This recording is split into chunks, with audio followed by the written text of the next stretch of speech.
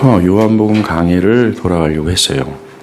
그런데 명절 주일이라 교인들이 대다수가 출석하지 못한다라는 정보를 듣고 요한복음 강의를 한 주 미루기로 했습니다. 그래서 지금 1월 달에 다뤘던 하나님의 중심 이 주제와 함께 말씀을 한 주 더 드리도록 결정을 했어요.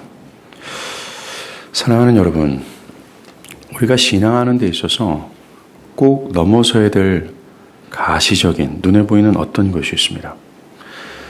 우리가 하나님 중심적 내면과 삶을 고수하고 이것을 실제적으로 실현하기 위해서 필요한 넘어서야 될, 이기고 싸워서 승리해야 될 중요한 사안이 있습니다. 그게 뭔지 아십니까? 바로 돈에 대한 탐욕입니다. 하나님 중심을 또 다른 말로 표현하면요, 그리스도 안에서 주어진 영원한 생명과 기쁨이 있어요. 이 영원한 것을 위해 영원하지 않은 것을 버리는 것을 하나님 중심이라고 말할 수 있다는 것입니다. 오늘 본문 24절에 예수님은 하나님과 재물을 겸하여 섬기지 못하느니라 라고 말씀하실 정도로 지금 이 세상 사람들이 추구하는 영원하지 않는 것들, 그런 것들과 그리스도 안에서 주어진 그 영원한 것은 동시에 함께 있지 못하기 때문에 그래요. 동시에 섬기지 못하기 때문에 그렇다는 겁니다. 특별히 예수님이 말씀하신 재물, 이 돈은 하나님 중심적 신앙을 무너뜨릴 수 있을 정도의 파괴력을 지니고 있다는 거예요. 현대인들에게 있어서 가장 큰 관심사가 뭘까요? 바로 부자가 되려는 것일 겁니다. 재물을 어떻게 하면 모으고 어떻게 하면 잘 쌓아서 내 삶이 지금보다 더 윤택해질까? 어떻게 하면 지금보다 더 편안하고 안락한 삶을 살아갈 수 있을까? 어떻게 하면 지금보다 더 많은 것을 내 손에 쥘 수 있을까? 이런 욕망에 사로잡혀서 살아가고 있다는 겁니다. 지금도 밤낮을 가리지 않고 수고하는 학생들이며 직장인들이며 사업가들, 내일의 중요한 프로젝트에 매달려 전전긍긍하는 사람들의 목표가 다 이 부자가 되는 것, 이것이 될 겁니다. 아마도 현재 여러분이요, 불안해하고 있고 두려워하고 있는 어떤 사안이 있을 겁니다. 근데 그 대부분이 어떤 두려워하고 염려하고 이렇게 불안해하는 그 대부분의 사안을 추적하고 또 추적하면 거긴 돈이 있을 것이 분명해요. 부자가 되려는 자들은 이것 때문에 골머리를 앓을 정도로 그 욕망과 집착은 참으로 대단합니다. 또 부자가 되려는 사람들은 그 누구도 예외 없이요, 물질의 손해를 보는 것에 대해서 매우 민감하게 반응해요. 교회 안에서도 이 돈 문제는 결코 자유롭지 못합니다. 어떤 사람들은 자신이 설정한 수준 이상의 물질을 교회가 요구한다고 생각한다면 매우 민감해져서 부정적인 사람으로 변합니다. 뭐 그렇게까지 헌금을 요구할 필요가 있습니까? 라고 말이죠. 교회가 하는 일에 대해서 찬성하기도 하지만 자신에 대해서 재정적인 압박이 들어올 경우에는 그것을 반대하는 사람들도 생긴다는 것입니다. 교회 안팎을 상관없이 사람들은 이 돈에 대한 집착을 보여주며 살아가고 있고, 또는 자신의 돈에 가진 그 돈의 영역에 어떤 손해나 침해를 가하는 어떤 것이 있다면 날카로운 발톱을 탁 보여줘. 여러분들 이쁜 고양이 있지 않습니까? 고양이가 날마다 이 발톱을 탁 가리고 있어요. 근데 야옹 하면서 이렇게 딱 하는 순간 발톱을 딱 보여줘. 사람들이 돈 앞에서 그렇다는 겁니다. 교회 안팎에서 말이죠. 그들이 심지어 신앙마저도 변형시키면서까지 돈에 집착하는 이유는 오늘 본문 21절이에요. 내 보물이 있는 곳에 내 마음도 있느니라 라는 말씀처럼 사람들의 중심에 하나님이 있는 것이 아니라 돈이 있기 때문에 그렇다는 거죠. 이처럼 현대인들의 마음의 중심을 자리하는 것이 돈에 대한 탐욕이 분명해요. 그러하기에 성경 전체가 하나님 백성들에게 명령한 가장 중요한 규범 있잖아요. 하나님 중심적 내면과 삶. 이것을 가장 위협하는 것이 바로 돈이라는 겁니다. 돈에 대한 탐욕. 그러하기에 여러분들이 신앙에 있어서 싸워야 되며 넘어서야 될 벽이 바로 이거예요. 이거는 한 번이 아니라 여러분들이 일평생 싸워야 되며 일평생 넘어가야 될 아주 높고 아주 강력하고 두꺼운 장벽이 될 수 있다는 것입니다. 만약에 이것을 넘어서거나 싸우는 것에도 우리가 실패하면 예, 맞습니다. 하나님 중심은 온데간 데 없어요. 여러분들, 우리가 구약을 읽으면서 수많은 이스라엘 백성들이 하나님 신앙을 실패했던 이유가 뭡니까? 다 돈 문제였어요. 우상이었다라는 겁니다. 그들은 그 우상을 통해서 자기가 번영을 누리는 것을 위하여 하나님 여호와 중심 사상을 버렸어요. 그게 모든 신앙의 역사를 계속 점철되어지면서 우리에게 보여주는 메시지입니다. 그런데 지금도 변함이 없죠. 오늘날에도 똑같다라는 겁니다. 교회 안팎으로 말이죠. 이러한 상황과 처지에 놓여 있는 우리들에게 예수님은 매우 중요한 제안을 하나 하십니다. 그 첫 번째가 너희를 위하여 보물을 땅에 쌓아두지 말라라는 겁니다. 너희를 위하여 땅에 보물을 쌓아두지 말라, 이 말씀을 세 가지 의미로 말씀을 드릴 수 있어요. 그 첫 번째는 부자가 되기를 애쓰지 말라는 겁니다. 이것이 제가 방금 전에 말했던 교회 안팎에 있는 현대인들의 욕망과 큰 충돌이 되는 말씀이에요. 사실 이것 때문에 옛 사람들은 교회 나오기를 꺼려했다는 겁니다. 왜냐하면 교회 오면 부자가 되기를 애쓰지 말라고 한다라고 하는 이 현대인들이, 사람들이 가지고 있는 기본적인 욕망을 거슬러야 된다라고 얘기하기 때문에 그래요. 현대인들의 욕망과 큰 충돌이 되는 이 가르침, 그런데 성경은 곳곳에서 이런 주장들을 하고 있다는 겁니다. 잠언 23장 4절이에요. 부자가 되기에 애쓰지 말고 내 사사로운 지혜를 버릴지어다 라고 얘기합니다. 현대 성경으로 보면요, 부자가 되려고 애쓰지 말고 그런 생각을 끌어버릴 수 있는 슬기로운 마음을 가지라, 이런 얘기를 하고 있습니다. 왜 성경이 이렇게 말하는 것일까요? 왜 현대인들이 갖고 있는 정욕과 탐욕을 거스르라고 하는 걸까요? 그 이유를 바울이 말합니다. 디모데전서 6장 9절과 10절이에요. 부자가 되려는 자들은 시험과 올무와 여러 가지 어리석고 해로운 정욕에 떨어지나니 그 사람으로 침륜과 멸망에 빠지게 하는 것이라. 돈을 사랑함이 일말하게 뿌리가 되나니 이것을 사모하는 자들이 미혹을 받아 믿음에서 떠나 많은 근심으로써 자기를 찔렀도다라고 얘기합니다. 예, 결론적으로 말하면 부자가 되려고 하는 그것은 결국 우리를 영원한 죽음과 파멸로 인도하기 때문이라고 얘기해요. 그래서 성경은 곳곳에서 너희가 부자가 되려고 애쓰지 말라고 얘기한다는 겁니다. 만족하지 못하는 끊임없는 욕심에 빠져서 성경이 말하는 썩지 않고 영원하신 그리스도를 구하는 인생을 살아가는 것이 아니라 썩어질 것, 곧 사라질 돈에 집착하며 사는 이 어리석음에 떨어질 수 있기 때문이라고 얘기하고 있어요.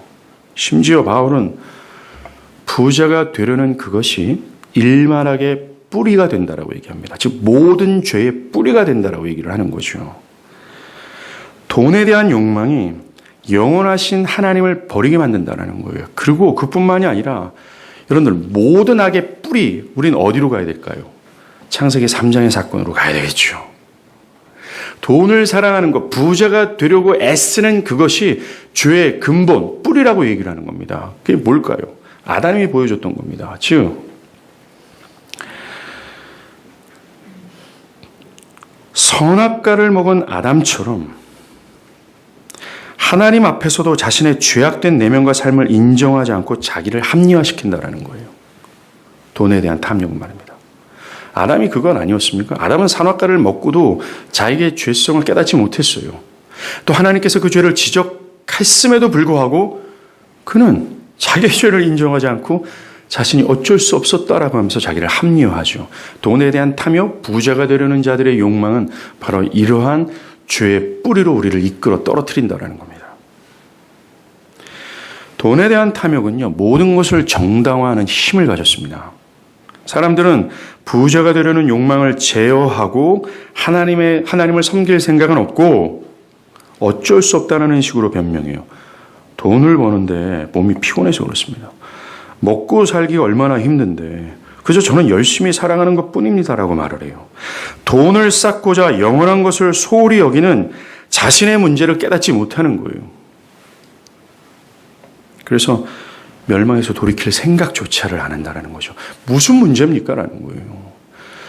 내가 먹고 살아야 되는 것 아닙니까?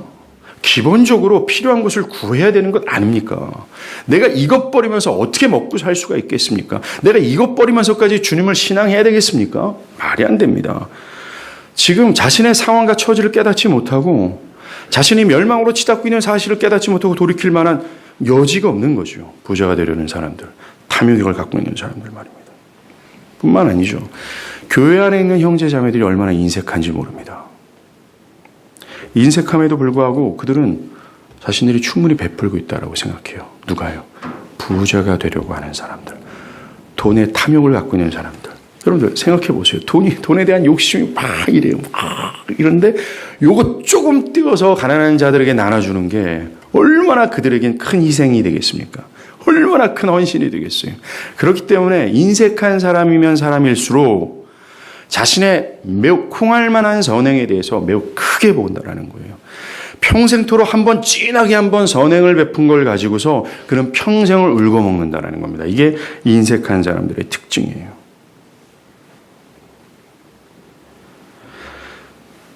돈을 사랑하는 사람들은 그것 때문에 자신의 신앙이 좀 변질되고 있다는 걸 몰라요. 왜요? 아까도 말한 것처럼 돈에 대한 정욕은 자기를 정당화하는 힘을 가졌고 죄의 뿌리로 이끌기 때문에 그렇습니다. 즉 아담처럼 굉장히 지혜로운 변명들을 늘어놓을 수 있기 때문에 그래요. 결론적으로 성경에 부자가 되기를 애쓰지 말라 말하는 이유는요. 부자가 되기를 애쓰는 것을 중단하지 않고서는 영원한 생명과 구원이 불가능하기 때문에 그래요. 그 탐욕이 우리를 파멸과 죽음으로 떨어뜨리기 때문에 그렇다라는 겁니다. 그러하기에 여러분들이 하나님 중심적 신앙과 삶을 고수하기 위해서 넘어야 할 것이 바로 이 돈 문제라는 거예요. 그래서 주님은 너희를 위하여 성경적으로는 대체적으로 하나님을 위하여 무엇을 하라고 얘기하는데요. 오늘 보면 특이하게도 너희를 위하여 땅에 보물을 쌓아두지 말라라고 말씀하시는 겁니다. 두 번째 이 구절의 의미는요. 땅에 보물을 쌓아두려는 행동은 하나님께 부요치 못한 행동이라고 얘기를 합니다. 누가복음 12장 21절에 자기를 위하여 재물을 쌓아두고 하나님께 대하여 부요치 못한 자가 이와 같으니라 라고 얘기합니다. 이 구절은 예수님께서 한 부자의 이야기를 하시다가 결론적으로 하신 말씀입니다. 한 해 수확을 엄청 풍성하게 수확한 부자가 있었습니다. 이 부자가 고민이죠. 내 창고에 이 곡식을 다 모아둘 수가 없다라는 거예요. 그래서 기존의 창고를 헐어버리고 큰 창고를 져서 자기가 풍성하게 수확한 곡식과 재물을 쌓아둔 겁니다. 그는 그것을 보면서 이제 여러 해 앞으로 몇 년 동안 쓸 물건을 많이 쌓아뒀으니까 평안히 쉬고 먹고 마시고 즐거워하자라고 해요. 불행하게도 하나님은 그날 밤 그를 데려가시는 거죠. 죽습니다. 하나님께 대하여 부요치 못하는 것이란 이거예요. 그가 쓸 영원한 부유함을 준비하지 못한 상태에서, 즉 썩지 아니하시고 영원한 생명 되신 그리스도를 소유하지 못하고 있음에도 불구하고 그저 몇 년 몇십 년 쓸 재물을 쌓아두고 만족해하는 겁니다. 이것이 하나님에 대해서 부요치 못하는 거예요. 평안하다라는 겁니다. 즉 뭐냐면요. 여러분들이 일상의 삶이 나름대로 잘 평안해요. 쓸 물질도 있고 자식도 평안하고 내가 하는 사업과 직장도 안전해요. 그런 것 때문에 사람들이 내가 안전하다, 평안하다, 먹고 마시자 즐거워한다라는 겁니다. 자신의 영혼은 그 영원하신 그리스도에 대한 갈망과 또 하나님에 대한 불꽃이 사라져 있음에도 불구하고 내가 손에 만지는 것을 갖고 있기 때문에 편안하다 얘기하는 거죠. 이게 하나님에 대해서 부요치 못한 자들의 모습이라는 겁니다. 이런 사람들이 꼭 이 땅에 보물을 쌓아두고자 한다는 거예요. 오늘날 대부분의 사람들이 이런 모습 아닙니까? 그들에게 영원한 양식이 없어요. 그런데 그것을 얻고자 하는 수고가 없다라는 겁니다. 내 영혼은 강팍해져 있는데 이것을 해결하고자 하는 분투와 수고가 없다라는 겁니다.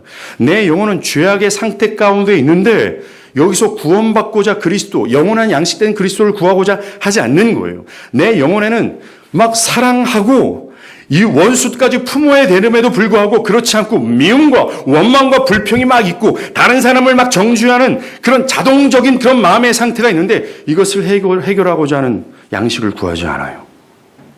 그들의 구하는 양식은 여전히 몇 년, 몇십 년 쌓아두고자 하는 재물만 구하는 겁니다. 사랑하는 여러분, 그런 영혼들을 하나님 그냥 데려가 버리셔요. 멸망과 파멸임을 그리스도는 지적했다라는 겁니다.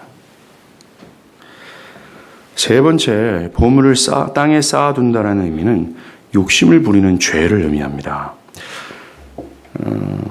이건 한번 좀 찾았으면 좋겠습니다. 야고보서 5장 1절입니다. 야고보서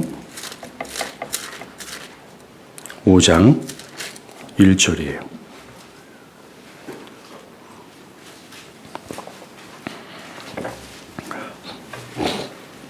야고보서 5장 1절에서 5절 제가 읽어드릴게요. 들으라 부한 자들아 너에게 임할 고생으로 말미암아 울고 통곡하라. 너희 재물은 썩었고 너희 옷은 좀 먹었으며 너희 금과 은은 녹이 쓸었으니 이 녹이 너에게 증거가 되며 불같이 너희 살을 먹으리라. 너희가 말세에 재물을 쌓았도다. 보라 너희 밭에 추수한 품꾼에게 주지 아니한 싹시 소리 지르며 그 추수한 자의 우는 소리가 만군의 주의 귀에 들렸느니라. 너희가 땅에서 사치하고 방종하여 살육의 날에 너희 마음을 살찌게 하였도다.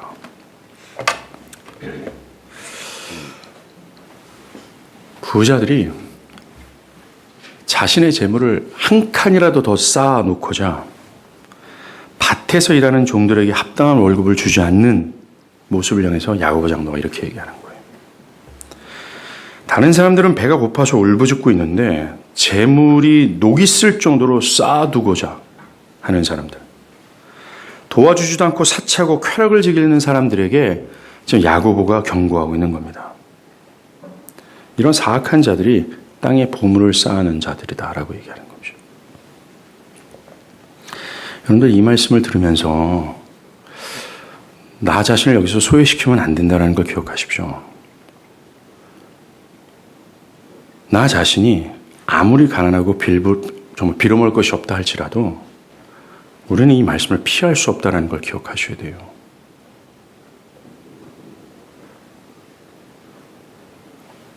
주님은 이런 욕심을 부리는 이 탐욕의 성향을 갖고 있는 사람들에 대해서 이렇게 말하세요. 도살할 날에 너희 마음을 살찌게 하였도다 라고 얘기해요. 여러분들 소와 돼지를 이렇게 축산업 하시는 분들이 그들을 막 그 돼지와 소를 막 살찌게 하는 이유가 뭘까요? 도살하기 위해서입니다. 더 무거운 소와 돼지, 그래서 값이 나가는 어떤 가축을 만들기 위해서 도살하기 위해서라는 거죠. 그와 똑같습니다. 이 땅에서 보물을 쌓고자 하는 사람들은요, 마지막 날 도살을 위해 자신들의 죄를 키운다라고 얘기를 하고 있어요. 그것과 마찬가지더라고요. 소와 돼지가 막 살을 키워서 도살할 날을 기다리는 것처럼 이 땅에 부를 막 쌓고자 거기서 집착하고 탐욕을 부리는 모든 사람들은 마지막 심판 때 도살할 하나님의 심판을 준비하고자 살을 찌우는 것과 마찬가지다라는 겁니다. 야고보 장로는 분명히 우리에게 얘기해요. 하나님께서 우리가 쌓아두고 나누어 주지 않는 것을 향해 심판할 거라고 얘기합니다. 그런데 이것을 이렇게 율법적으로 이해해서는 안 됩니다. 즉 우리가 나누어 주지 않았다라는 이 행위적인 죄악 때문에 심판을 받는 것이 아니라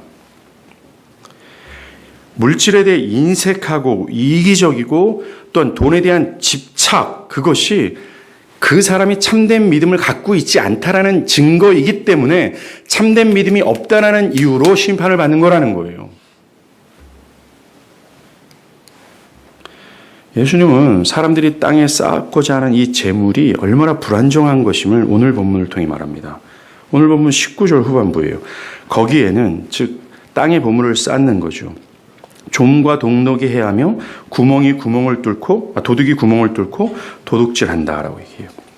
사람들이 집착하는 돈은 사라질 것이라고 얘기하고 있습니다. 영구적이지 못하다라는 거예요. 더 큰 문제는 도둑이 구멍을 뚫고 도둑질한다고 하잖아요. 즉 그 재물이 돈을 사랑하는 사람을 계속해서 위험에 빠뜨린다라고 얘기하고 있어요. 보물을 땅에 쌓아두지 말라라는 가르침은 결국 사라질 것에 매여 살아가지 말라라고 얘기하는 겁니다. 썩어질 것에 집착하지 말고 라는 거예요. 부자가 되려는 욕망 때문에 영원한 것을 잃어버려 결국 심판에 떨어지지 말라라고 하는 복음이 이 구절 가운데 들려지는 것입니다. 단순히 이것은 보물을 땅에 쌓아두지 말라는 율법적이나 도덕적 규범이 아니라고 얘기하고 있어요. 이것은 영원하지 않는 것에 집착해서 영원한 것을 잃어버려 심판에 떨어지지 말라라고 하는 성경 전체가 말하고자 하는 주된 복음이라는 것입니다. 자, 그렇다면 우리는 여기서 생각할 게 있어요. 왜 사람들이 땅에 보물을 쌓아두고자 할까요? 왜 곧 사라질 것을 마치 영원한 것처럼 여기면서 왜 그것을 집착할까요? 돈 때문에 신앙을 등한시 여기는 것일까요? 그 이유는 이겁니다. 마음의 타락이 해결되지 않았기 때문에 그래요.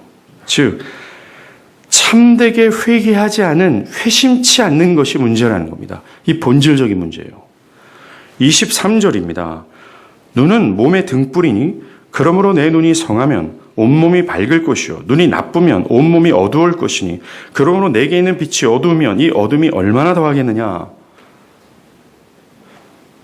이 구절에서 말하는 성한 눈, 이 나쁜 눈은 건강한 눈, 또 아픈 눈을 말하는 것이 아닙니다. 여기서 말하는 나쁜 눈이란 헬라어로 포레노스예요. 이 뜻은 악한, 본성적으로 타락한이란 뜻입니다. 그래서 나쁜 눈이란 본성적으로 타락한 악한 눈을 뜻하는 겁니다. 뭔가 탐욕스러운 눈을 가리키는 거죠. 이것을 더 우리가 들어가면 이 뜻입니다. 이 나쁜 눈이란 그 내면이 성령의 지배를 받지 않고 갈라디아서 5장의 말씀처럼 육체의 욕심에 따라 살고자 하는 타락한 마음을 설명하는 거예요. 이것이 거듭나지 않는 자의 마음을 설명해 주는 것 아닙니까? 이런 탐욕스러운 마음은 말입니다. 온몸이 어두울 것이라고 주님 말씀하세요. 즉 어두운 사람들이 갈 길을 찾지 못하잖아요. 사리를 분별하지 못하는 것처럼 탐욕스러운 마음, 그 나쁜 눈을 가진 성령의 지배가 아니라 육체의 욕심에 따라 살아가고자 하는 이 악한 마음을 갖고 있는 사람들은 말입니다. 하나님의 뜻을 분별하지 못해요. 무엇이 가장 영원한 건지를 깨달아 분별하지 알지 못한다는 겁니다. 하나님의 뜻을 분별하지 못하고 그 뜻에 순종할 수가 없어요. 영원한 것을 보지 못하고 당장에 있는 앞에 있는 것만 볼 뿐이라는 겁니다. 그 결과가 뭐예요? 당장 앞에 있는 것, 눈에 보이는 재물을 쌓고자 탐욕스러운 마음에 따라 살아갈 수밖에 없다는 겁니다. 그래서 이들은 부자가 되려고 이를 악물고 삽니다. 인생 전체가 부자가 되고 높아지고 이게 인생의 목적이 될 수밖에 없어요. 주의할 것은 목사님 저는 그냥 소소하게 살려고 합니다. 큰 수익도 바라지 않습니다. 저는 지금 가난한데요. 그렇다고 해서 이 문제에서 자유롭다고 말해서는 안 돼요. 만약 여러분의 마음이 참되게 회개하지 않는 것이라면 이 마음의 타락이 그대로 유지되고 있는 상태라면 여러분들은 부자가 되려는 욕망에서 자유롭지 못해요. 그 안에 꿈틀거립니다. 현실적으로는 그것이 불가능하기 때문에 보여주지 않는 것뿐이죠. 그러나 여러분들이 추구하는 가장 마음의 기조에는 그게 막 꿈틀거리고 있어요. 마음의 타락이 해결되지 않는 사람들은 절대적으로 영원하신 하나님의 뜻을 분별하지 못합니다. 뜻에 순종하지 못해요. 당연히 영생을 등한시하죠. 그래서 땅에 매여 살다가 그 재물과 함께 야고보 장로가 얘기한 것처럼 좀 녹처럼 사라지게 될 뿐이라는 겁니다. 현대 교회 안에 있는 사람들은 자기를 향한 하나님의 궁극적인 사랑을 깨닫지 못하고 있어요. 오늘날 교회 안에 있는 사람들은 하나님이 나를 향한 궁극적인 사랑은 이 땅에 보물을 쌓아두는 것이라고 생각을 합니다. 하나님이 만약에 나를 사랑하신다면 이 땅에서 잘 먹고 잘 살게 해주셔야 된다라고 주장을 하는 거예요. 그래서 나의 삶의 형편이 나름대로 안정되어지면 하나님께서 나를 사랑하신다라고 얘기하고, 뭔가 삶의 문제가 해결되어질 때 하나님께서 나를 사랑하신다라고 얘기합니다. 그것이 반대적인 상황이 된다면 왜 하나님 나를 외면하시는가라고 얘기를 하죠. 교회 안에 있는 사람들마저도 하나님께서 나를 향한 궁극적인 사랑이, 이 결론적인 사랑이 십자가에서 아들을 주시기까지 나를 구원하셔서 영원한 기쁨과 가치가 되신 그 하나님을 라고 생각하는 것이 아니라 이 땅에 보물을 쌓아두는 것, 부자가 되고자 하나님께서 부합해 주시는 것이라고 생각을 한다는 거죠. 그래서 이 마음의 타락이 해결되지 않는 사람들은 히브리서 기자가 얘기하는 것처럼 구원, 영원한 것, 하나님과 신앙과 일상의 삶에서 하나님의 말씀에 순종하는 이 하나님 중심을 소홀히 여길 수밖에 없어요. 히브리서 기자는 그런 자들에게서 이렇게 경고합니다. 우리가 이같이 큰 구원을 등한히 여기면 어찌 보응을 피하려 심판을 피하겠느냐라고 얘기해요. 예, 이처럼 사람들이 부자가 되려고 애쓰는 것은 그 마음의 타락이 해결되지 않았기 때문이다라는 게 근본 이유입니다. 자, 그렇다면 우리는 이 마음의 중심을 흔들어 버리는 이 돈에 대한 탐욕에서 어떻게 하면 자유롭게 될 수 있을까? 이 길을 알 수 있습니다. 뭡니까? 마음의 타락이 해결되는 거죠. 마음이 새로워져야 된다는 것입니다. 우리가 지금까지 나눴던 거듭남을 여기서 개입시켜도 됩니다. 더 쉽게 말해서 구원을 받는 거죠. 삭개오처럼 이 세상에서 가장 극악한 나를 조건 없이 선택하시고 용서해 주셨다라는 그 구원의 은혜를 경험하여 변화를 받는 겁니다. 자신이 영원한 죽음에 있다는 사실을 깨닫고 지금까지 내가 쌓아왔던 모든 재물로는 이 지금 지옥의 끝자락에 있는 나를 살릴 수 없다는 것을 절절히 깨달아야 된다는 거예요.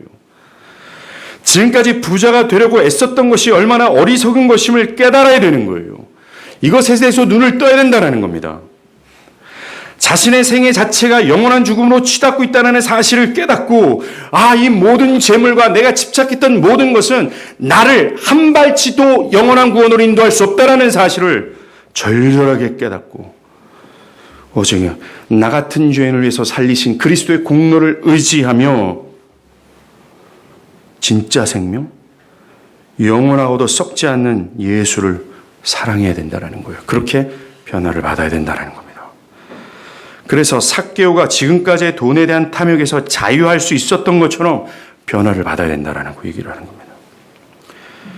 사랑하는 여러분, 지금 너희를 위하여 보물을 땅에 쌓아두지 말고 너희를 위하여 그 보물을 땅에 하늘에 쌓아두라라는 이 말씀은 정말 우리에게 복음을 요구하는 겁니다. 그저 이것은 청빈하게 살아라, 부자가 되려고 애쓰지 말아라, 금욕주의적인 어떤 도덕적인 명령을 하는 것이 아니라고 얘기를 하는 겁니다.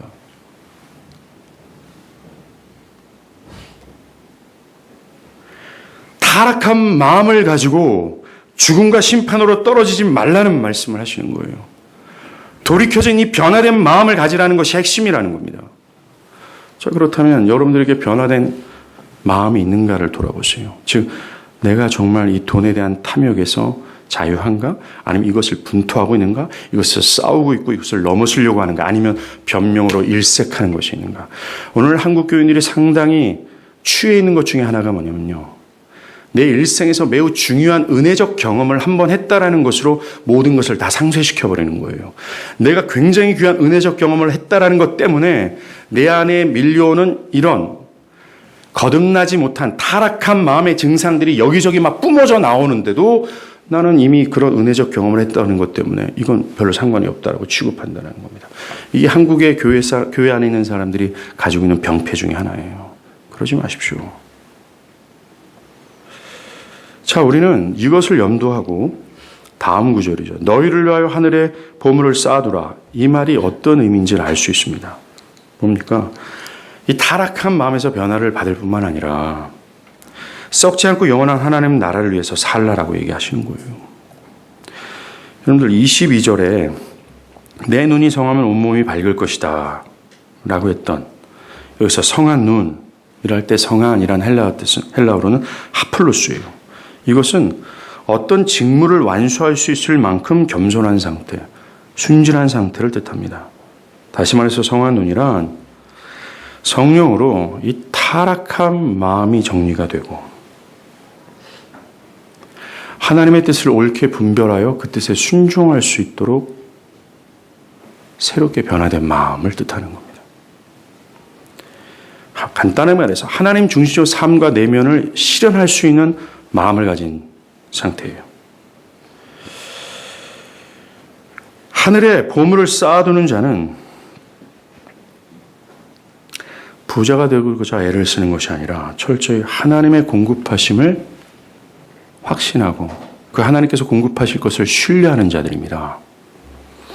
하나님은 우리들에게 오늘 것에 감사하고 내일 필요한 것은 하나님께 맡기라고 말씀하세요. 제가 이거를 한 2차례 정도 언급한 이 문장을 기억이 납니다.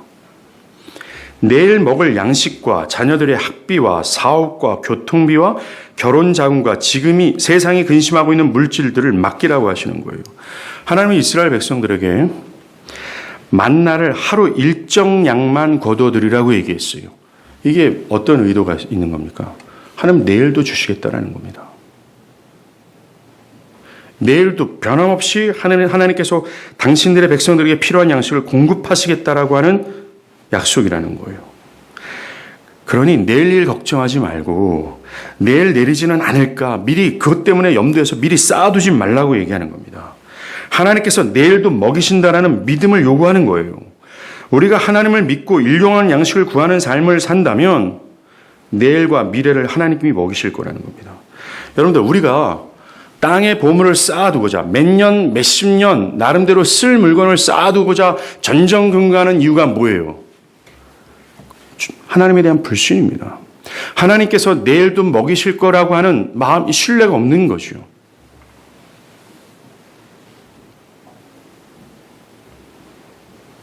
우리가 이 땅이 아니라 하늘의 보물을 쌓기 위해서 가장 필요한 기초는 하나님에 대한 신뢰입니다.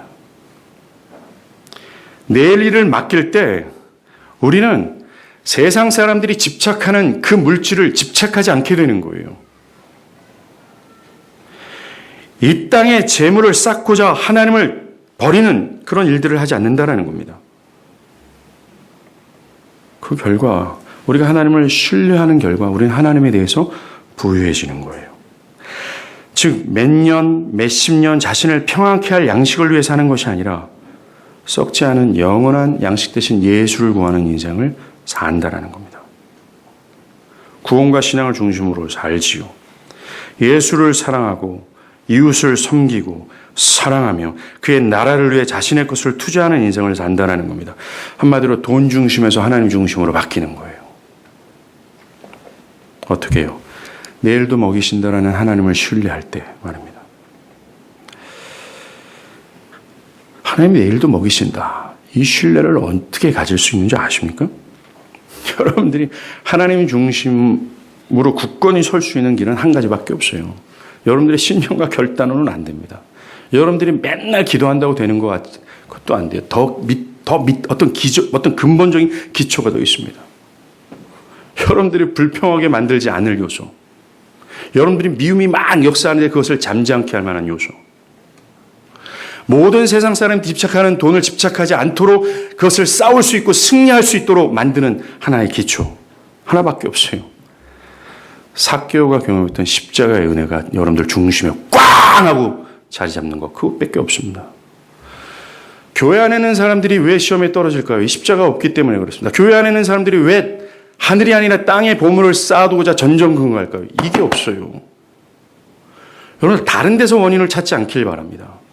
여러분들 안에 삭개오가 이 세상에서 가장 사악한 나를 택하시고 나를 어떻게 용서하시고 나를 위해서 왜 그리스도께서 죽으셨지? 왜 나를 위해서 온 몸과 피를 다 흘리시면서 나를 이렇게 사랑하시지? 라고 하는 십자가의 은혜가 여러분들의 심령을 장악할 때 그제서야 신앙은 겨우 가능해 되는 거예요. 이 땅에서.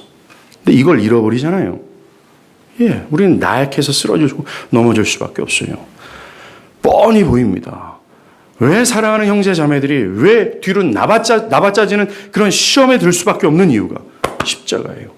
왜 이 땅에 보물을 쌓아두는 것 때문에 아까 욕심에 떨어지는 이유가 십자가 때문입니다. 십자가의 부재예요. 사랑하는 여러분, 이 십자가의 은혜는 그저 사변적인 것이 아니라 돈 중심에서 하나님 중심으로 변하게 하는 능력이에요. 그렇기 때문에 삭개오의 사건이 보여주는 것처럼 구원의 가장 첫 가시적인 열매가 뭔지 아십니까? 돈에 대한 탐욕에서 자유롭게 되는 거예요. 아마 청년부는 이 수련의 두 번째 시간에 이 주제를 설명한 적이 있습니다. 이것이 어떤 것이 더 잘 이해할 거라고 생각을 해요. 맞습니다. 돈에 대한 탐욕에서 자유로워지는 것은 수도승들이 되는 것이 아니라 십자가의 은혜로 구원을 받은 자들에게 나타나는 가시적인 첫 번째 열매예요. 그렇다면 여러분들은 이 능력을 경험하셨습니까? 돈 중심이 아니라 하나님을 신뢰함으로 하나님 중심으로 바뀌는 경험을 했냐라는 거예요. 우리가 다음 시간부터 거듭남의 주제로 다시 들어가거든요. 거듭남의 열매를 얘기합니다. 여러분들 거듭남은 어떻게 하는 줄 아십니까? 신비로운 경험이 아니라 열매로 한다라고 얘기하고 있어요. 이 중요한 열매가 여러분 가운데 있는지 돌아보길 바랍니다.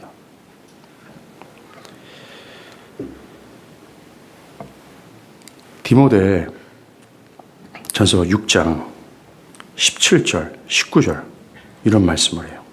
내가 바울입니다. 디모데에게 이 세대의 부한 자들을 명하여 마음을 높이지 말고 정함이 없는 재물에 소망을 두지 말고 오직 우리에게 모든 것을 후히 주사 누리게 하시는 하나님께 두며 선한 일을 행하고 선한 사업에 부하고 나눠주기를 좋아하며 동정하는 자가 되게 하라.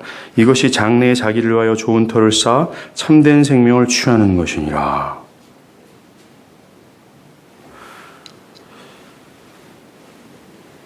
부자가 되려는 사람들 말입니다. 여전히 하나님 중심이 아니라 돈이 중심이 된 사람들. 이 사람들은 가난한 자들에 대해서 긍휼을 베푸질 못해요. 왜요? 자기는 많이 없다고 생각하기 때문에 그렇습니다. 모자라다고 생각하기 때문입니다. 헌금을 드리는 데서도 상당히 인색하죠. 또한 하나님 나라에 대해서도 자신의 시간과 물질의 제한선을 긋습니다. 하나님, 나는 이만큼의 시간과 재물만을 드리겠습니다. 선을 긋습니다. 그러나 성경과 교회 역사에서 하나님을 사랑했던 사람들을 한번 보십시오. 선을 긋지 않았습니다. 그들은 자신의 생명까지도 드리고자 했다라는 거예요. 이게 신약과 교회 역사에서 보여줬던 하나님 중심을 갖고 있었던 사람들의 실제적인 모습이었다라는 겁니다. 오늘 설교를 헌금을 내라 이러는 원초적이고 정말 혐오스러운 어떤 설교로 여러분들 이해하지 않길 바라요. 복음으로 이해하십시오.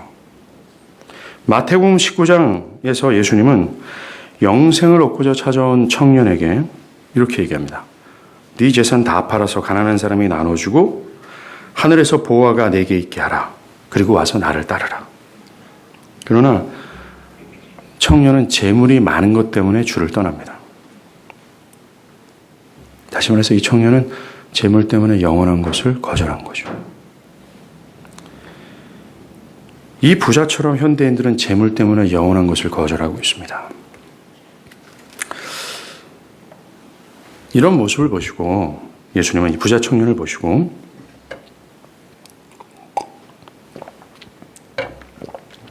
부자가 천국에 가는 것이 낙타가 바늘귀를 통과하는 것보다 더 어렵다라고 말씀하신 거예요. 이미 3년 전에 이 예수님이 말씀하시는 부자의 정의를 제가 말씀드린 적이 있어요. 예수님이 말씀하시는 부자는 이겁니다. 그래서 돈이 많은 사람을 뜻하는 게 아니에요. 돈을 많이 벌어들이고 있는 사람들을 부자라고 얘기하는 게 아닙니다. 성경은. 뭡니까? 재물의 탐욕 때문에 영생을 거절하는 사람. 재물의 탐욕 때문에 하나님 중심적 내면과 삶을 포기하는 사람. 그리스도를 거절하는 모든 사람들을 부자라고 얘기하는 거예요. 요한복음 5장 21절에서 말씀하시는 것처럼 영생을 얻으려고 예수께 나오는 모든 사람들을 가리키는 겁니다. 예수께 나오지 않는 모든 사람들. 이게 부자예요. 이 청년이 바로 본성적으로 타락하여 재물 때문에 하나님 나라를 거절하는 대표적인 사람입니다. 그게 바로 나 자신이라고 얘기하고 있어요. 우리가 예수를 믿는다라고 말하고 여전히 재물에 집착하고 있다면 그것이 부자입니다. 그 사람들은 낙타가 바늘길을 통과하지 못하는 것처럼 천국에 못 들어간다라고 주님 말씀하시는 거예요. 이런 주님의 말씀을 듣고 충격을 받은 제자들이 물어요. 그렇다면 주님 누가 구원을 받겠습니까? 나를 포함해서 모든 사람들이 돈에 대한 탐욕이 있는데 다 돈을 사랑하는데 그런 구원받을 사람이 있겠습니까? 라고 묻는 겁니다. 그때 예수님은 이렇게 말씀하세요. 사람으로는 할 수 없다. 하나님으로서 다 하실 수 있다라고 얘기합니다. 지금 뭡니까? 예수님은 제자들에게 인간은 탐욕스러움에서 자유할 수 없을 만큼 타락했다. 그들의 힘과 지혜로는 이 돈 중심이라는 이 돈에 대한 탐욕에서 자유할 수 없다. 이것을 해결할 수 없다. 인간은 불가능하다. 그러나 하나님은 하신다라고 얘기해요. 이 빌립보서에서 바울이 얘기했던 힘이 큰 능력이 하나님께 있고라고 하는 그 능력 대신 하나님이 하신다면 할 수 있다라고 얘기하는 겁니다. 하나님께서 그들 마음 가운데 일하신다면, 뭔가 그들의 마음에 일하신다면 이 타락한 마음이 제거가 되고 새롭게 변화받은 마음이 되어 돈에서 자유할 수 있게 되는. 그래서 부자가 아니라 낙타처럼 바늘귀로 못 들어가는 자가 되는 것이 아니라 그 하나님께서 해주시는 은혜로 말미암아 들어가게 될 거라고 얘기하는 겁니다. 사랑하는 여러분, 하늘의 보물을 쌓아두라. 이 말은 마음의 변화를 가리키고 있어요. 초점하고 있다는 겁니다. 마음의 변화를 말입니다. 사랑하는 여러분, 이 시간 여러분들이 가졌던 어떤 신앙적 경험도 내려놓고 신앙적 견해도, 신앙적 상식과 지혜도 내려놓고 정말 내가 하늘의 보물을 쌓아두고자 하는 자인가를 한번 먼저 보세요. 혹시나 내가 진짜 부자가 아닌가, 믿는다라고 얘기하면서 여전히 돈의 탐욕에 함몰되어서 살아가고 있지는 않은가, 돈 때문에 시험에 빠지는 것이 아닌가, 어떤 한계를 그어놓고 나는 이만큼만 하나님께 헌신할 거예요 라고 여전히 하고만 있지 않은가를 한번 보세요. 가짜라고 얘기를 하는 겁니다. 이들은 땅에 보물을 쌓아두는 자라고 주님은 말하고 있는 거예요. 그러면서 오늘 말씀은 근본적으로 그 복음으로 말미암아 변화된 마음을 가지라라고 주님은 우리에게 촉구하는 겁니다. 이것을 위하여, 너희를 위하여, 너희를 위하여 이렇게 말씀하시는 거예요. 왠지 아십니까? 우리는 두 가지를 마음의 주인으로 모실 수 없기 때문에 그래요. 그래서 주님은 먼저 마음의 변화를 받고 돈이 아니라 하나님을 주인 삼고 살아가라고 얘기해요. 여러분들, 하나님을 주인 삼고 살아갈 거면 밤낮 기도해 보십시오. 그게 되는지. 근본적인 마음의 변화가 없이는 안 된다라는 거예요. 그래서 오늘 보면 24절에 한 사람이 두 주인을 섬길 수 없다. 이를 미워하고 저를 사랑하거나 이를 사랑하고 저를 경여긴다. 하나님과 재물을 겸하여 섬길 수 없다라고 말하는 겁니다. 둘 중에 하나를 택하라고 얘기해요. 왜요? 둘 다가 있을 수 없기 때문에 그렇다라고 얘기하는 겁니다. 그 마음의 변화가 없이는 하나님을 온전히 주인으로 섬길 수 없다라고 얘기하고 있기 때문에 그래요. 사랑하는, 교회에 와서 도덕적이고 율법적인 얘기 들으라고 우리가 여기 오는 거 아니잖아요. 이 땅의 처세술을 배우라고 여기 이 땅에 오는 것도 아닙니다. 기독교 신앙은 근본적인 마음의 변화를 요구하고 있어요. 그 변화가 있어야 영원한 생명과 기쁨을 누릴 수 있다고 얘기하는, 오늘 본문도 똑같아요.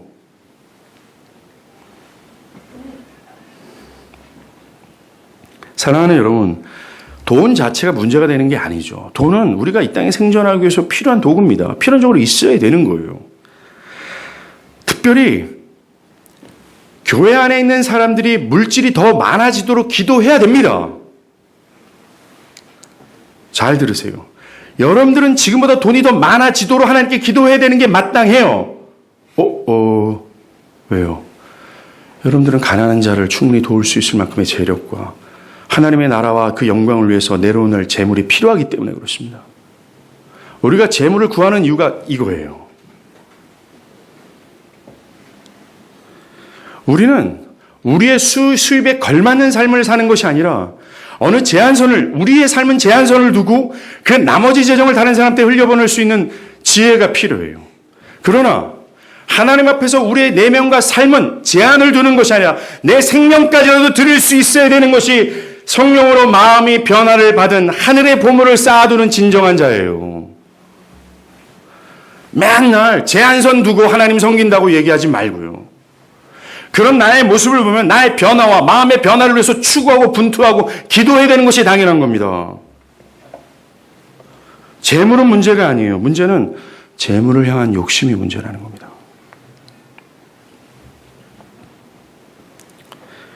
오늘 그저 나는 재물이 주인이 되어서 재물에 탐욕스러운 죄 가운데, 재물을 탐하는 죄 가운데 있습니다 라고만 회개하지 마십시오. 이런 식으로만 회개하고 멈추지 않길 바라요. 실제적으로 돌이키길 바랍니다.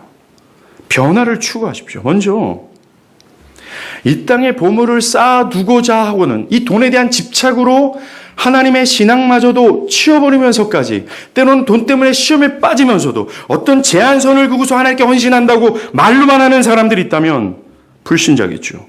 여러분들은 먼저 내 영혼이 영원한 하나님의 형벌 앞에, 영원한 형벌 앞에 있다는 것을 깨닫고 간절히 예수 믿기를 구하셔야 된다는 겁니다. 내 타락한 마음의 변화를 잇기 위해서 말이죠. 그리고 이미 회심한 분들이 있어요. 이분들은 돈에 대한 탐욕은 일순간에 해결되는 것이 아닙니다. 지속해서 역사하고 꿈틀거리며 올라옵니다. 어제 여러분들이 돈에 대해서 승리할 때도 오늘도 시험에 빠지는 게 돈이에요. 심지어 이렇게는 얘기하지 마십시오. 지금 설교하는 목사님은 자유합니까?